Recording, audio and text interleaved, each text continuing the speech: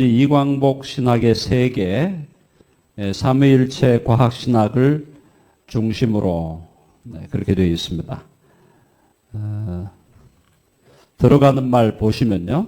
이광복 신학의 세계는 방대한 저술활동, 독창적인 통합적 사유, 그리고 성경과 현대과학을 연결하려는 탁월한 신학적 열정으로 특징 지어진다. 이광복 목사는 오랜 목회와 연구의 여정을 통해 삼위일체 신학, 과학신학, 계시록신학, 성경 주석, 상징주의 해석학, 한국 상고사, 치유신학, 설교 목회신학 등 매우 다양한 분야를 하나의 거대한 신학적 구조 안에 통합하려는 시도를 전개해 왔다. 이러한 점에서 이광복 신학의 세계는 단순히 한 분야에 국한된 전문 연구라기보다는 성경 전체와 창조 세계 전체를 삼위일체 하나님의 계시와 사역이라는 큰 틀 안에서 이해하려는 방대한 종합신학 체계라고 할 수 있다. 이광복 목사님께서 자주 말씀하셨잖아요. 그러니까 각 신학의 각 분야에 너무 빠져들어가지고 그 한 분야만 들고 파다가 평생을 보내는 분들이 거의 대부분인데, 사실은 지금 목사님은 굉장히 방대한 신학적인 작업을 시도해 오셨고, 또 연구의 양과 또 연구에 들이시는 시간에 있어서 저는 뭐 지금 한국에서 신학을 연구하는 어떤 분보다도 가장 많은 양과 시간을 들이셨고, 또 그 결과로 사실은 독특한 신학 체계를 이루셨다라고 생각합니다. 자, 특히 이광복 신학의 세계의 중심에는 삼위일체 과학신학이 자리하고 있다. 이광복 목사는 21세기 신학이 서구 신학이 전통적으로 발전시켜온 철학적 인식론의 귀중한 유산을 계승하면서도 동시에 현대 과학의 언어와 실제론적 방법을 통해 성경의 진리를 새롭게 조명할 필요가 있다고 본다. 그는 어거스틴, 루터, 칼빈을 비롯한 서구 신학의 위대한 유산을 깊이 존중하면서도 과학기술 문명의 시대에 신학이 보다 적극적으로 창조 세계의 실제와 대화해야 한다고 주장한다. 이러한 시도는 신학과 과학의 단순한 대화나 병렬적 비교를 넘어선다. 이광복 목사는 성경의 진리와 창조 세계의 구조가 궁극적으로 하나님의 동일한 진리를 증언한다는 확신 위에서 특별 계시와 일반 계시, 교리와 과학, 성경 해석과 목회 실천을 하나의 통합적 신학 구조 안에서 이해하려 한다. 바로 이 점에서 그의 삼위일체 과학신학은 21세기 한국 신학이 세계 신학을 향해 제시할 수 있는 매우 독창적인 신학적 시도라고 평가할 수 있다. 목사님 계속해서 추구해 오신 것이 바로 통합, 또 융합이었는데, 그걸 그냥 말로만 하신 게 아니고 실제적으로 통합적이고 융합적인 신학 체계를 지금 이루셨다라는 것입니다. 자, 이광복 목사의 삼위일체 과학신학은 크게 보아 세 가지 특징을 지닌다. 첫째, 삼위일체 하나님에 대한 교리를 신학의 중심으로 삼는다. 둘째, 현대과학의 핵심 개념들을 성경적 진리와 연결하려는 실제론적 통합을 시도한다. 셋째, 이러한 신학적 통합을 성경 주석, 계시록 해석, 치유, 역사, 설교와 목회, 그리고 디지털 사역으로 확장한다.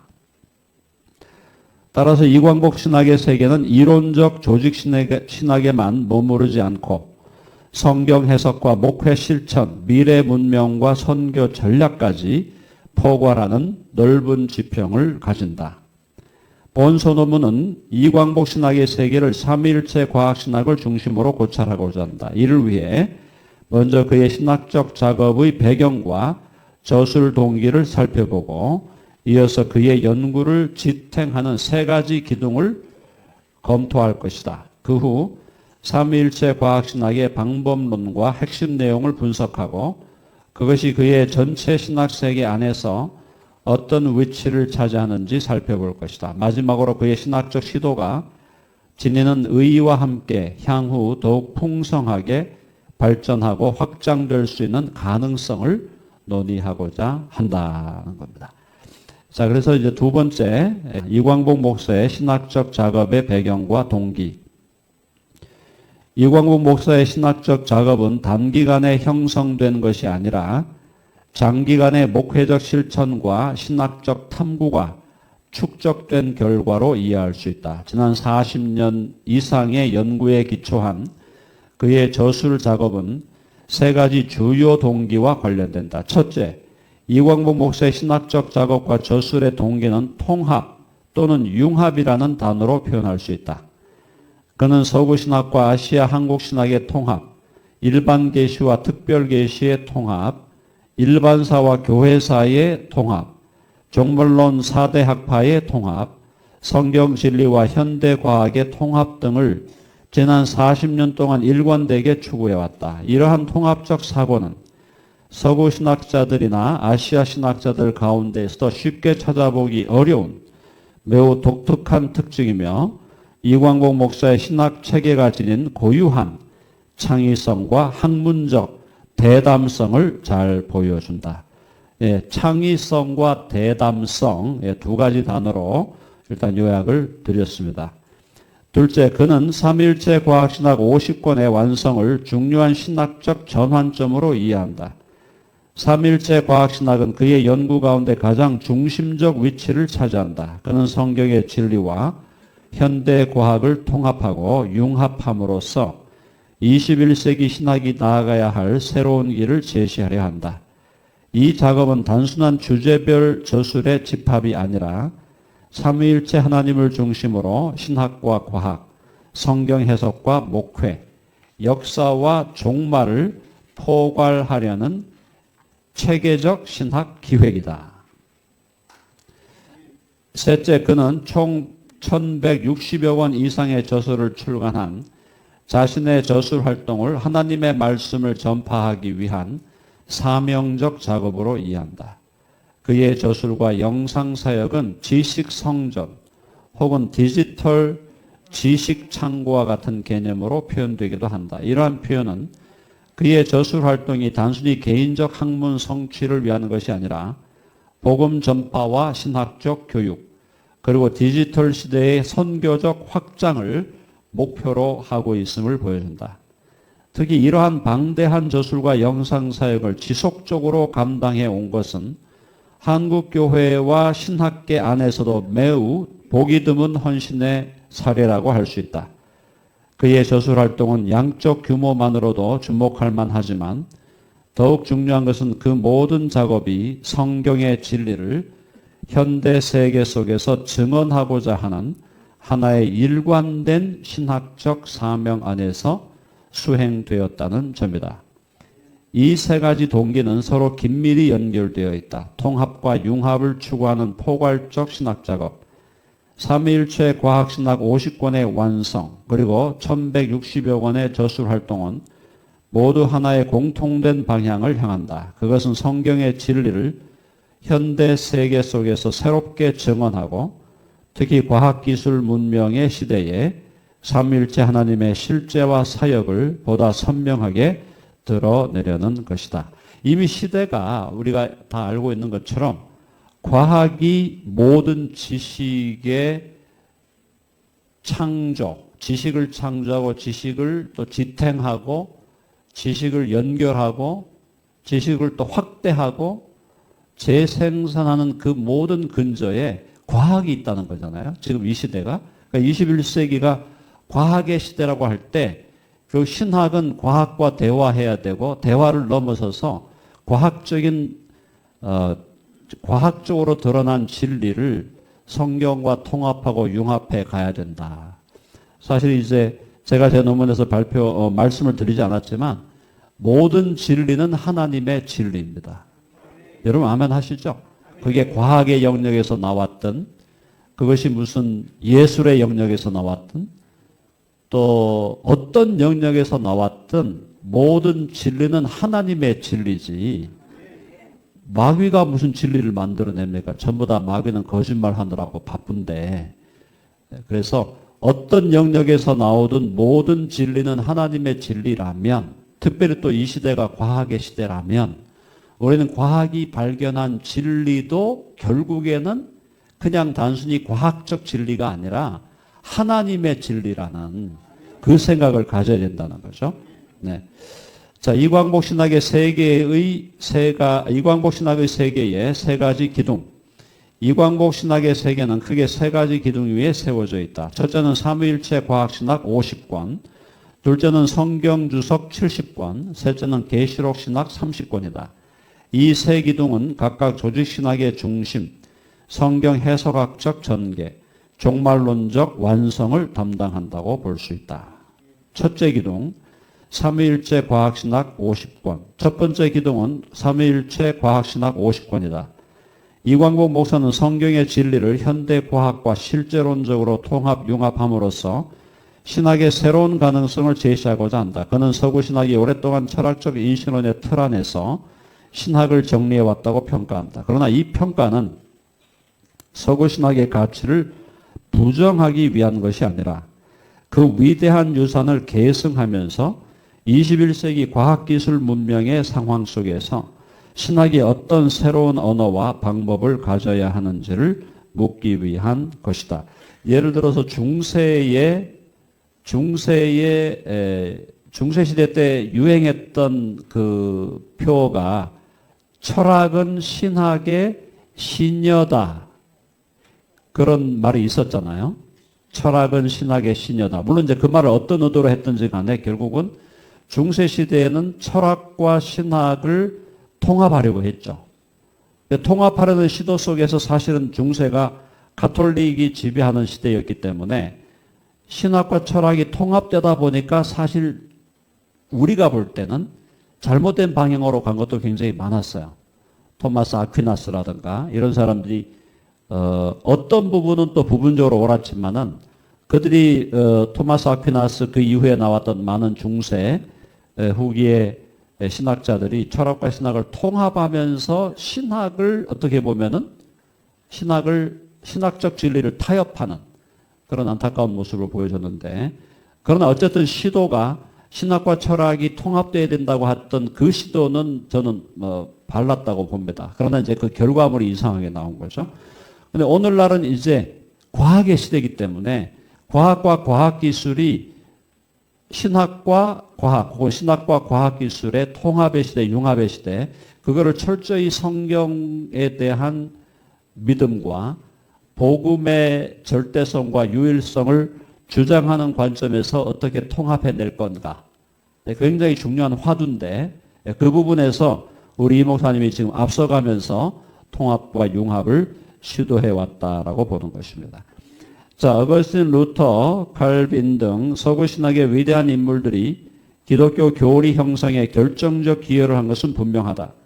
이광복 목사는 이 전통을 존중하면서도 오늘날 신학이 현대과학과의 창조적 대화를 통한 한 걸음 더 나아가야 한다고 본다. 그에게 과학은 신앙을 위협하는 외부적 도전이 아니라 하나님이 창조하신 세계의 구조와 질서를 탐구하는 중요한 통로이다. 따라서 성경의 진리와 현대과학의 발견은 궁극적으로 충돌하는 것이 아니라 올바른 방법론 안에서 통합적으로 이해될 수 있다고 본다. 이 전통은 두 책의 전통이죠. 성경의 계시의 책과 자연의 일반 계시의 책, 두 책이 다 하나님을 증언한다는 그런 맥락에서 나온 것입니다. 그의 삼위일체 과학신학은 이러한 확신 위에서 성경과 과학, 특별계시와 일반계시, 교리와 자연세계의 질서를 연결하려는 시도이다. 여기에서 삼위일체로는 단순한 교리적 명제가 아니라 창조와 구속, 생명과 우주, 역사와 종말을 이해하는 근본 원리로 제시된다. 둘째 기둥, 성경 주석 70권. 두 번째 기둥은 성경 주석 70권이다. 이광복 목사는 성경 전체를 예수 그리스도의 초림과 재림의 관점에서 해석하려 한다. 그는 기존의 성경 주석이 문자적, 문법적, 역사적 해석에 집중해 왔다고 평가하면서 주석의 궁극적 목적은 성경 전체가 증언하는 예수 그리스도의 초림과 재림을 드러내는 데 있다고 본다. 이 점에서 그의 성경 주석은 강한 그리스도 중심적 해석의 특징을 지닌다. 그는 성경의 모든 본문이 궁극적으로 예수 그리스도를 향하고 있으며 특히 초림과 재림이라는 구속사의 두 축을 통해 성경 전체가 통일성을 가진다고 본다. 따라서 그의 주석 작업은 단순한 본문 해설이 아니라 성경 전체의 구속사적 구조를 드러내려는 신학적 주석의 성격을 가진다. 여기서 신학적 주석이라는 말이 중요한 말입니다. 그동안 주석이 그냥 문법적, 역사적 이런 정도의 주석에서 그쳤던 부분이 많았는데 성경을 신학적으로 주석한다는 것은 결국은 성경의 근본적인 의미가 신학적 진리, 그 중에도 기독론적인 진리와 연결되어 있고, 이제 그 부분에 대해서 사실은 좀 서구 신학에서 지난 20-30년 동안 새로운 반성이 일어나면서 신학적 해석 운동이 사실은 올라왔어요. 서구 신학계에서도. 그런 부분에서 일단 맥락이 같은데, 목사님이 갖고 있는 독특성은 재림을 연결시켰다는 거죠.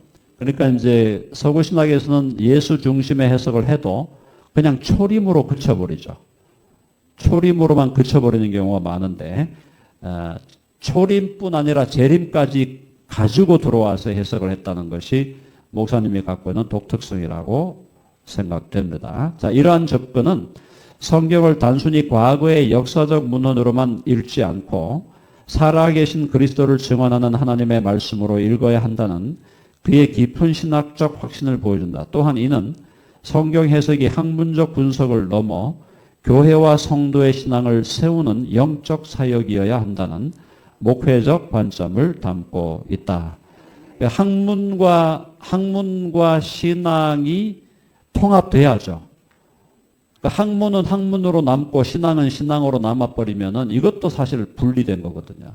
그러니까 학문과 신앙이 같이 통합되어져 가야 된다는 거. 이거 너무너무 중요하지 않습니까? 그러니까 신앙의 이름으로 학문을 무시하거나 학문의 이름으로 신앙을 무시하면 그건 잘못된 길로 가는 거죠.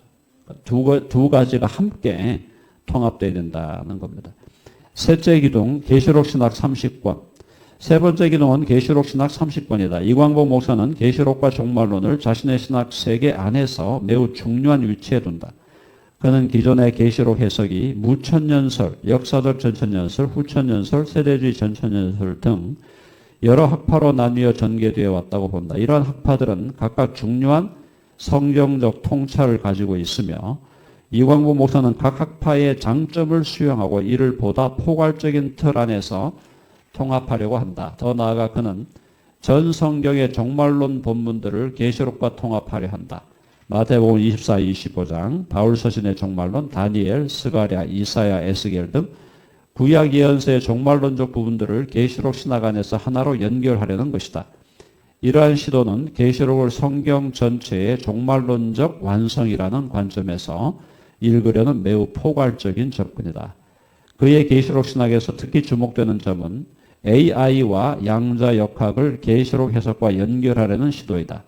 그는 21세기 최첨단 과학기술 문명 속에서 종말론의 의미가 더욱 선명하게 조명될 수 있다고 본다. 이러한 관점은 매우 독특하며 그의 신학 세계가 단순히 과거의 교리 전통을 반복하는 것이 아니라 현대 과학기술 문명과 종말론적 상상력을 창조적으로 연결하려 한다는 점을 보여준다.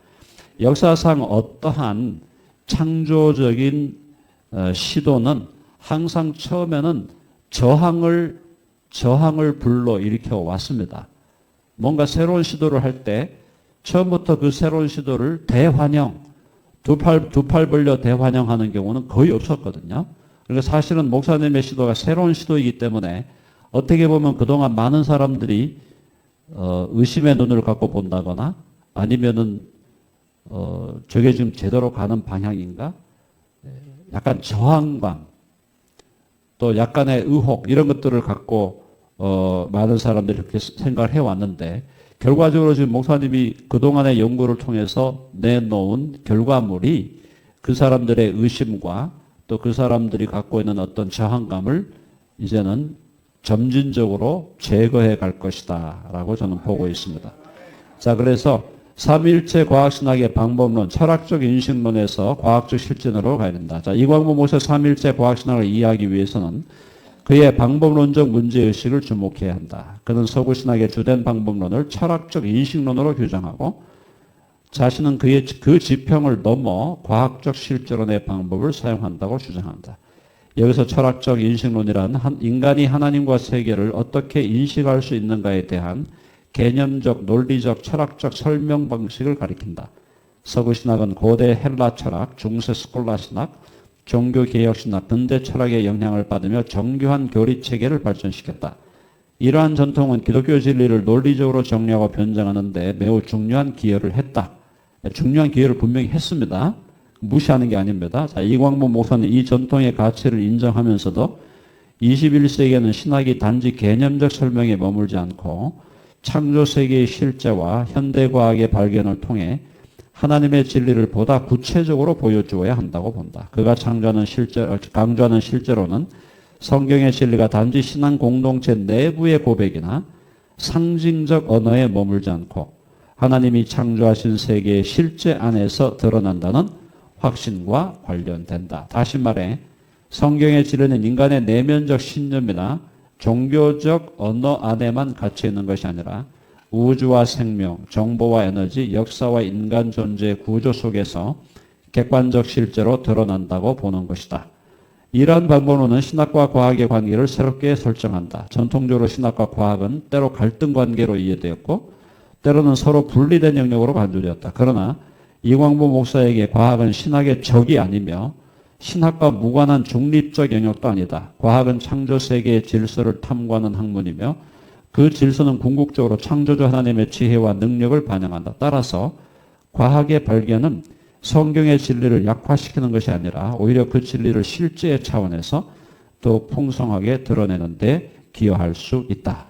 이 지점에서 이광무 목사의 시도는 21세기 신학이 직면한 중요한 질문에 응답한다. 곧 과학기술 문명이 급속도로 발전하는 시대에 기독교 신학은 어떤 언어로 창조주 하나님을 증언할 것인가 하는 질문이다. 그의 삼위일체 과학신학은 바로 이 질문에 대한 대담하고 창의적인 응답으로 이해될 수 있다. 네, 아까 제가 말씀드린 것은 모든 진리는 하나님의 진리다. 모든 진리는 하나님의 진리이기 때문에 모든 진리는 결과적으로 통합될 수밖에 없다라는 거죠. 자, 삼위일체 과학신학의 7분야입니다. 이광무 목사의 삼위일체 과학신학 59는 7분야로 구성된다. 이 7분야는 과학신학, 삼위일체 신학, 계시록 신학, 상징주의 해석 신학, 샘족 한국 역사 신학, 치유 신학, 설교 목회 신학이다. 이 구조는 그의 신학이 단순히 하나의 특정 교리를 다루는 것이 아니라 신학 전체의 재구성과 확장을 목표로 하고 있음을 보여준다. 자, 과학신학. 첫 번째 분야는 과학신학이다. 이광보 목사는 과거 서구신학이 과학과 신학의 통합을 주장했지만 실제 방법론은 여전히 철학적 인식론에 머문 경우가 많았다고 본다. 서구신학에서도 과학과 신학을 통합해 보려고 시도했던 사람들도 있었고요. 그럼에도 불구하고 서구적인 학문 방법이 철학적 방법론 혹은 인식론적 방법론에 사실은 많이 갇혀 있었다고 보여지는 거죠.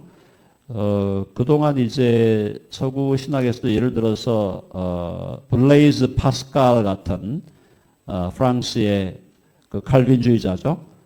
파스칼이라든가 이런 사람들 또 뭐 우리가 알고 있는 조나단 에드워즈라든가 이런 흐름들이 조금씩 있어 왔고 20세기 와서 여기 지금 토마스 토렌스, 이안 바버, 아서 피콕, 존 폴 킹원, 알리슨 맥그레스 등의 과학신학자들의 중요한 기여를 했음을 인정하면서도 성경의 진리와 과학적 실제를 더욱 직접적이고 통합적으로 연결하는 새로운 길을 모색한다. 그에게 과학신학은 과학과 신학을 나란히 놓고 비교하는 것이 아니다. 그것은 성경의 진리와 과학이 발견한 실제를 하나의 통합적 진리체계 안에서 이해하려는 시도이다. 즉 성경은 하나님이 누구신지를 계시하고 과학은 하나님이 창조하신 세계가 어떤 질서와 구조를 가지고 있는지를 탐구한다. 이 둘은 각각 다른 방식으로 하나님의 진리를 증언하며 신학은 이 둘의 관계를 통합적으로 해석해야 한다. 네. 이렇게 가지 않으면 이 시대에 우리가 바르게 응답하는 게 아니죠. 과학은 너 하고 싶은 대로 해라. 우리는 그냥 우리가 그동안 해온 대로 하겠다. 계속 길이 분리될 수밖에 없죠. 계속 그냥 평행선을 달릴 수밖에 없는데 그렇게 해가지고는 오늘날 과학과 과학기술에 완전히 어떻게 보면 지배되고 있는 이 시대의 사람들에게 과연 복음을 하나님의 말씀을 설득력 있게 증언할 수 있는가? 할 수 없다고 보는 거죠. 네.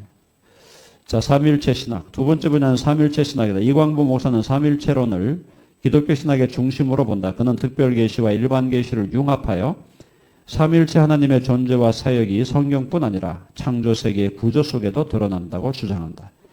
특히 그는 요한일서 5장 7, 8절에 나타나는 하늘의 삼위일체와 땅의 삼위일체를 현대과학의 핵심 개념들과 연결하여 설명한다. 여기서 하늘의 삼위일체는 아버지, 말씀, 성령님으로 제시되고 땅의 삼위일체는 영과 물과 피로 언급된다. 그는 이를 정보, 생명, 에너지와 같은 과학적 개념과 연결함으로써 삼위일체의 본질과 사역을 실제론적으로 드러내고자 한다. 이러한 시도는 삼위일체론을 추상적 교리에서 창조세계의 실제와 연결된 살아있는 신학으로 재해석하려는 노력으로 볼 수 있다. 삼위일체 하나님은 단지 교리문답 속의 명제가 아니라 창조와 생명, 구원과 역사의 모든 차원에서 활동하시는 살아계신 하나님이라는 것이다. 이 점에서 그의 삼위일체 신학은 교리적 깊이와 과학적 상상력을 결합하려는 매우 독창적인 시도이다.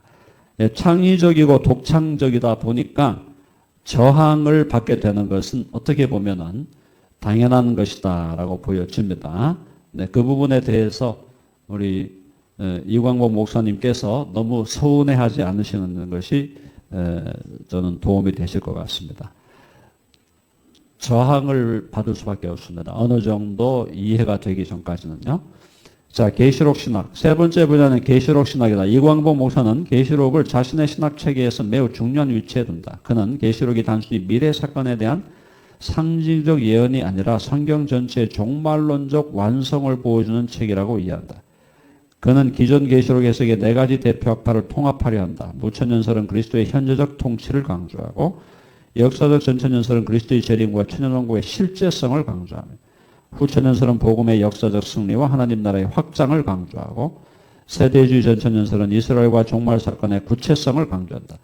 이광복 목사는 이러한 학파들의 장점을 수용하면서도 각각의 통찰을 보다 큰 성경적 신학적 틀 안에서 통합하려는 시도를 전개한다. 특히 그의 계시록 신학은 AI와 양자역학이라는 현대 과학기술의 주제들과 연결된다. 그는 계시록의 종말론적 메시지가 현대 기술 문명 속에서 새롭게 조명될 수 있다고 본다. 이러한 시도는 현대 과학기술의 발전을 종말론적 신학의 관점에서 해석하려는 독특한 접근이며 기술 문명 시대에 종말론이 어떤 의미를 가질 수 있는지를 새롭게 묻는 중요한 신학적 문제 제기라고 할 수 있다.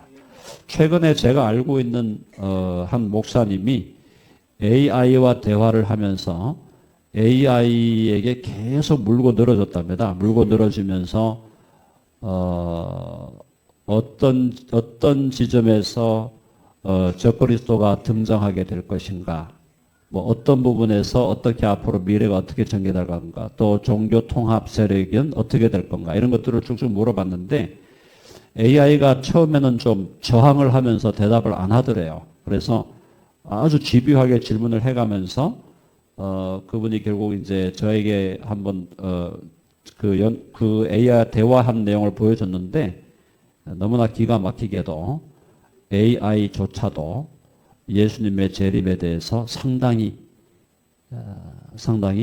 인식하고 있고 예수님의 재림이 가까웠다는 것에 대해서 AI도 결국은 동의하고 있다는 걸 나중에 발견하게 됐습니다. 자, 그래서 종말론 연구에서 AI가 우리에게 상당히 도움이 되는, AI를 잘못 활용하면 또 문제가 생길 수 있겠지만 종말론 영역에서 AI를 통한 연구와 통한 질문에 대한 답을 얻는 것은 상당히 우리가 종말론을 세련되게 만드는데 유익하다라고 보여집니다. 상징주의 해석신학. 네 번째 분야는 상징주의 해석신학이다. 이광복 목사는 조나단 에드워즈의 모형론적 해석 전통을 계승하면서도 그것을 실제론적으로 완성하고자 한다. 그는 성경의 상징과 모형을 단순한 문학적 표현이나 영적 교훈으로만 보지 않는다. 오히려 그것들은 그리스도의 초림과 재림, 그리고 창조 세계의 실제와 연결된 깊은 신학적 구조를 드러낸다고 본다. 이러한 상징주의 해석은 문자적, 문법적, 역사적 해석을 넘어서는 더 깊은 신학적 차원을 지향한다. 이광복 목사는 성경 본문이 단순히 과거의 역사적 사건만을 말하는 것이 아니라 그리스도 안에서 완성되는 더 깊은 상징적 구속사적 의미를 가진다고 본다. 이러한 점에서 그의 해석학은 그리스도 중심적이며 종말론적이다. 샘족 한국 역사신학. 다섯 번째 분야는 샘족 한국 역사신학이다. 이광복 목사는 구약의 역사가 이스라엘 중심으로 전개되었고 신약 이후의 선교 역사가 서구 야베 족속 중심으로 전개되었다면 21세기에는 아시아와 한국을 중심으로 하는 새로운 역사신학이 필요하다고 주장한다. 그는 한국 상고사를 수십 년간 연구하였고 창세기 1장에서 11장의 원역사를 한국 역사와 연결하여 해석하려 한다. 이 시도는 매우 독창적이며 한국 신학이 서구 신학의 단순한 수용을 넘어 자기 정체성을 모색해야 한다는 중요한 문제의식을 담고 있다. 특히 한국과 아시아의 역사적 위치를 성경적 구속사와 연결하여 이해하려는 그의 시도는 한국 신학의 주체성과 세계 신학에 대한 기여 가능성을 새롭게 제기한다. 이 분야는 이광복 신학의 세계에서 가장 창의적인 부분 중 하나이다. 동시에 이 주제는 앞으로 더 풍성한 학문적 대화와 자료적 보강을 통해 더욱 깊이 발전될 수 있는 가능성을 지니고 있다. 치유신학입니다. 여섯 번째 분야는 치유신학이다. 이광복 목사는 예수님의 사역 가운데 치유가 매우 중요한 위치를 차지한다고 본다. 복음서에서 예수님은 말씀을 가르치셨을 뿐 아니라 병든 자를 고치시고 귀신 들린 자를 자유롭게 하시며 하나님 나라의 능력을 몸과 삶의 회복을 통해 나타내셨다. 그는 서구 신학이 치유의 문제를 더 깊이 다룰 필요가 있다고 보며 특히 현대의학과 과학의 발전 속에서 치유를 신학적으로 새롭게 이해할 필요가 있다고 본다. 그의 치유 신학은 수소, 전자, 양성장 등의 과학적 개념을 성경적 치유와 연결하는 특징을 지닌다. 그는 이를 수소융합의학이라는 개념으로 설명하며 몸과 영혼, 생명과 구원, 과학과 신학을 통합적으로 이해하려 한다. 이러한 접근은 목회 현장에서 치유와 회복의 중요성을 강조한다는 점에서 큰 의미가 있다. 특히 전인적 구원과 전인적 회복을 강조하는 그의 관점은 영혼과 몸, 신앙과 삶, 말씀과 치유를 하나의 통합적 틀 안에서 이해하려는 목회적 깊이를 보여준다. 아까 샘족 한국 역사신학의 굉장히 독특한 부분이고요. 이런 부분을 사실은 서구 신학자들이 연구할 수 없거든요. 그런 부분에서 독창적이고 치유신학도 수소의학과 연결해서 지금 연구하는 부분은 역시 굉장히 독창적인 부분이라고 저는 생각하고 있습니다. 자, 설교 목회신학. 일곱 번째 분야는 설교 목회신학. 이광복 목사는 설교를 신학의 최종 열매로 이해한다. 그의 관점에서 신학은 단순히 학문적 논문이나 교리적 설명에 머물 수는 없다. 신학은 반드시 교회 안에서 선포되어야 하며 성도의 삶을 변화시키고 목회의 현장 속에서 구현되어야 한다. 따라서 삼일체 과학신학의 최종 목적은 설교와 목회로 이어진다. 그는 삼위일체 신학, 과학신학, 계시록신학, 치유신학, 역사신학, 상징주의 해석학을 설교와 목회 안에서 통합하려 한다. 이는 그의 신학이 목회적 성격을 강하게 지니고 있음을 보여준다. 그의 저술과 인터넷 방송, 유튜브 사역, 온라인 예배 사역은 모두 이러한 설교 목회 신학의 연장선상에 있다. 자, 디지털 시대와 이광복 목사의 영상 사역. 이광복 신학의 세계에서 또 하나 주목할 부분은 디지털 사역이다. 그는 힌돌 포털, 힌돌 선교TV, 힌돌 삼일체 교회의 인터넷 예배 등을 통해 자신의 연구와 신학을 전 세계에 보급하려 한다. 힌돌 포털은 그의 연구 업적과 저서, 영상을 체계적으로 집대성한 디지털 지식 창구의 성격을 가진다. 이는 전통적인 출판 중심의 신학 전달 방식을 넘어 온라인 플랫폼을 통해 누구나 접근할 수 있는 신학교육의 장을 마련하려는 시도이다. 이러한 시도는 디지털 시대의 신학교육과 선교가 어떤 방향으로 나아갈 수 있는지를 보여주는 의미 있는 사례이다. 또한 그는 10개의 유튜브 채널을 운영하며 1500개 이상의 영상을 통해 자신의 신학을 전달해 왔다. 이러한 영상 사역은 문자 중심의 신학 전달 방식과는 다른 가능성을 보여준다. 현대인들은 점점 더 영상과 디지털 플랫폼을 통해 지식을 습득한다. 따라서 신학 역시 디지털 환경 속에서 새로운 전달 방식을 모색해야 한다. 이광복 목사의 영상 사역은 이러한 시대적 변화에 적극적으로 응답하려는 시도로 이해할 수 있다. 특히 그의 인터넷 예배 사역은 요일별로 성경 주석 강해, 수소 융합의학 설교, 계시록 설교, 한국 상고사 설교, 기독교와 양자역학 설교 등을 배치한다. 이는 그의 신학 체계가 단지 책 속에 머무르지 않고 반복적이고 지속적인 설교와 교육의 형태로 전달되고 있음을 보여준다. 이처럼 이광복 목사의 디지털 사역은 그의 신학이 단순한 연구실의 신학이 아니라 교회와 성도, 대중과 세계를 향해 확장되는 선교적 신학임을 잘 보여준다. 특히 AI와 실시간 번역 기술이 발전하는 시대에 이러한 디지털 아카이브의 영상 사역은 앞으로 더욱 큰 선교적 가능성을 가질 수 있다.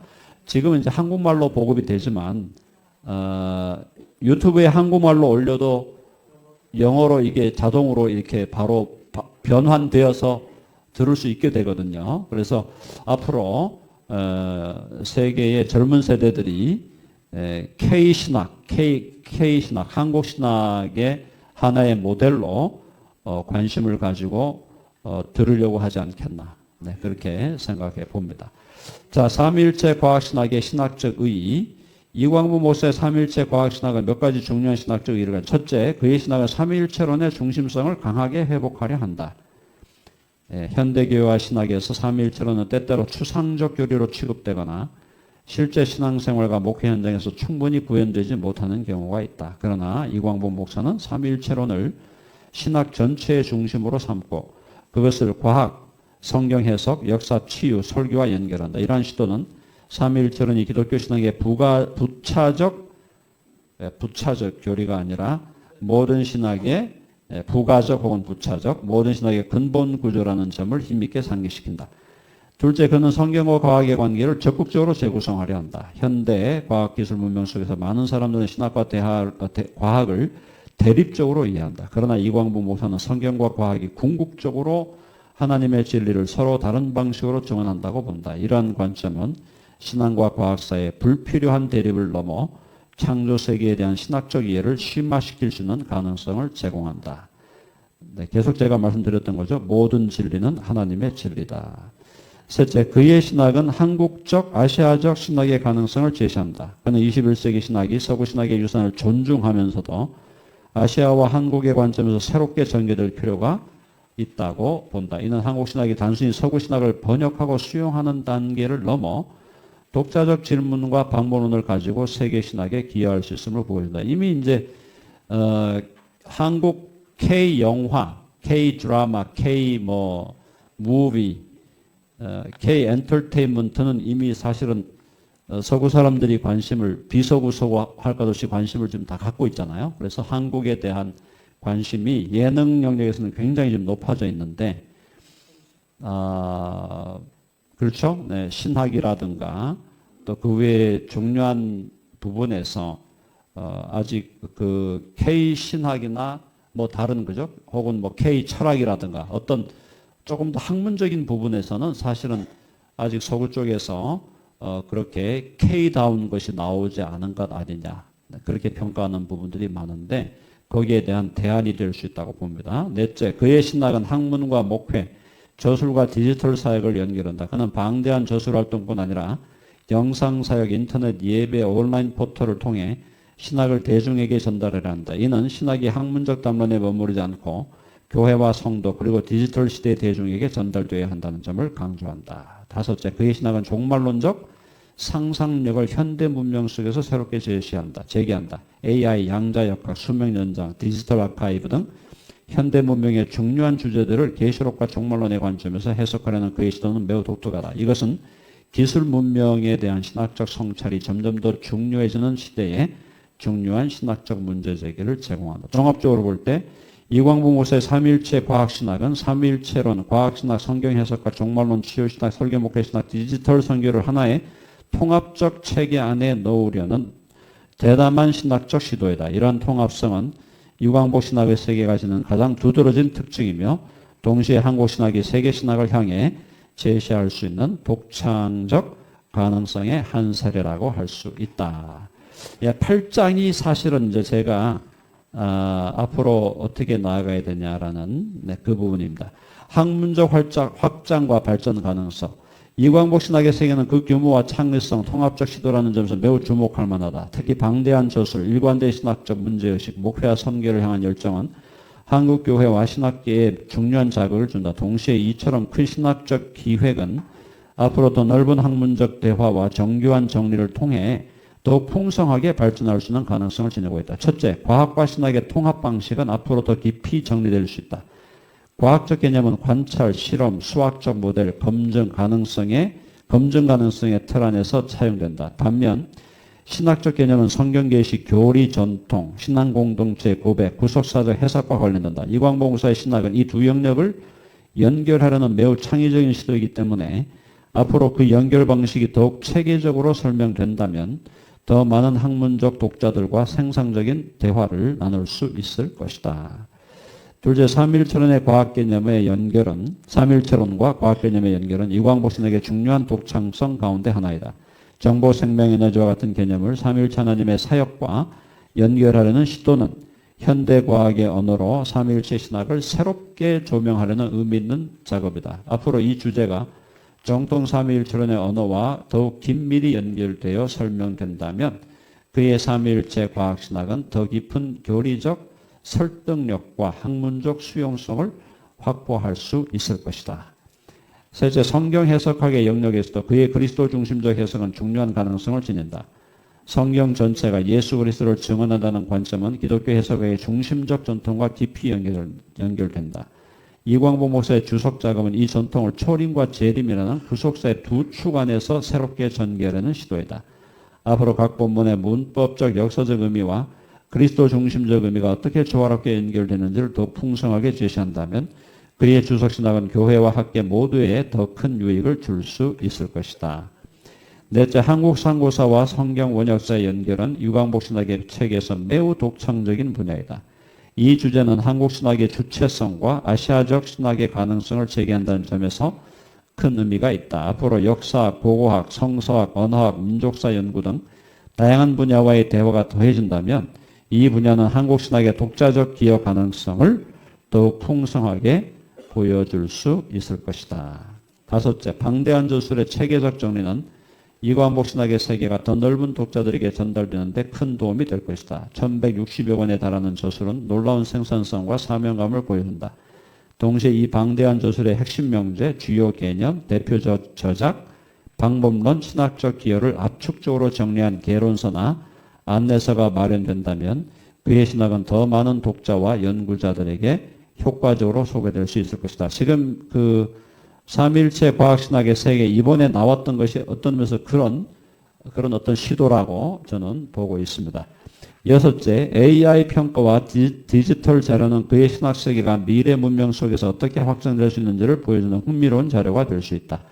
물론 AI 평가는 학문적 심사의 대체물이기보다는 보조적 참고 자료로 활용되는 것이 적절하다. 그러나 동시에 AI 시대의 방대한 저술과 영상 자료가 지식 아카이브로 기능할 가능성은 매우 중요하다. 이 점에서 이광복 목사의 디지털 사역은 미래 신학 교육과 선교의 새로운 모델을 생각하게 한다. 이와 같이 이광복 신학의 세계는 이미 독창적이고 방대한 신학적 성취를 보여주고 있으며 앞으로 더 넓은 학문적 대화와 체계적 정리를 통해 더욱 큰 영향력을 발휘할 수 있는 가능성을 지니고 있다. 그의 신학은 완성된 체계이면서 동시에 계속 확장될 수 있는 열린 신학적 프로젝트라고 할 수 있다. 그래서 목사님 80세이신데 100세까지 가시면서 20년 더 연구하셔서 정리하고 가시면 되겠습니다. 네. 자, 이광복 신학의 세계와 한국 신학사적 위치. 이광복 신학의 세계는 한국 신학사 안에서 매우 독특한 위치를 가진다. 한국교회와 신학은 오랫동안 서구 선교사들과 서구 신학의 영향을 받아 형성되었다.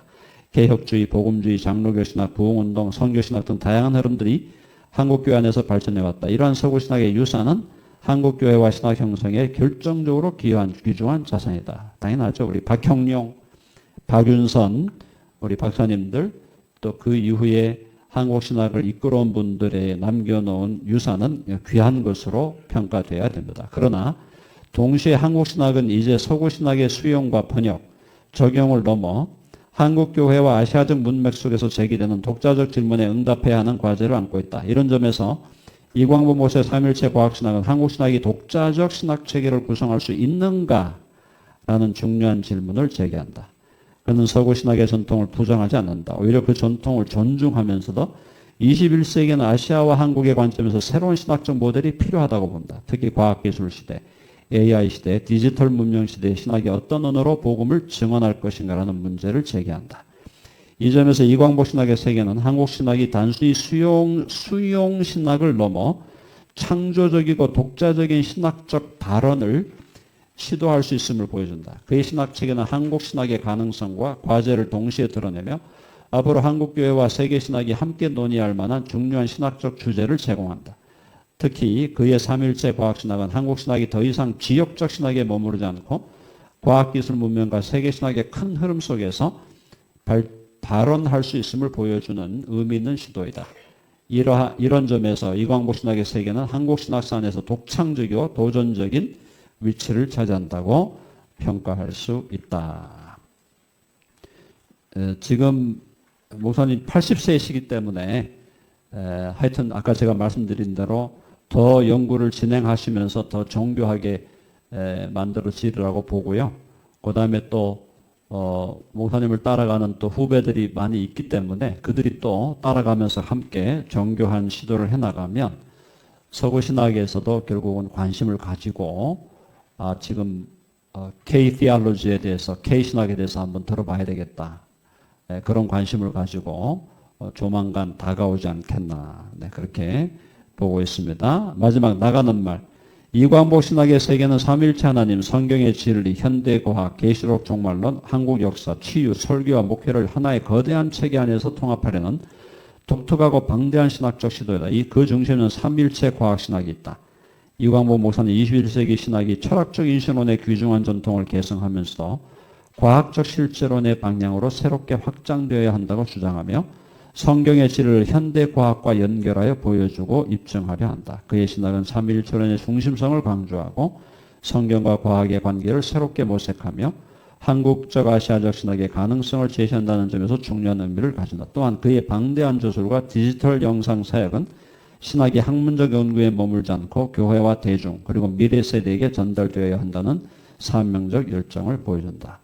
이광복 목사의 신학적 작업은 그 규모와 방향성에서 한국교회와 신학계에 특별한 의미를 가진다. 그는 삼일체 하나님을 중심으로 성경과 과학, 계시와 역사, 치유와 목회, 종말론과 디지털 선교를 하나로 연결하라는 보기 드문 신학적 상상력과 실천력을 보여주었다. 이러한 점에서 그의 신학 세계는 21세기 한국 신학의 독창적 가능성을 보여주는 중요한 사례라고 할 수 있다. 앞으로 이광복 신학의 세계가 더 넓은 학문적 대화, 체계적 정리, 그리고 다양한 분야와의 교류를 통해 더욱 풍성하게 발전한다면 한국교회와 세계 신학에 더 큰 기여를 할 수 있을 것이다. 그의 신학은 이미 방대한 저술과 사역의 형태로 제시되었으며 동시에 미래 세대를 향해 계속 해석되고 확장될 수 있는 신학적 유산으로 남을 가능성을 지니고 있다. 결론적으로 이광복 목사의 삼위일체 과학신학은 21세기 한국신학의 매우 독특하고 의미 있는 흐름을 보여준다. 그것은 서구신학의 전통을 계승하면서도 과학기술 시대와 아시아 한국의 신학적 정체성 속에서 새로운 신학적 언어를 찾으려는 시도이다. 이광복 신학의 세계는 앞으로도 한국교회와 세계신학을 향해 중요한 질문을 계속 던질 것이다. 그 삼위일체 하나님의 진리를 과학기술 문명의 시대 속에서 어떻게 새롭게 증언할 것인가 하는 질문이다.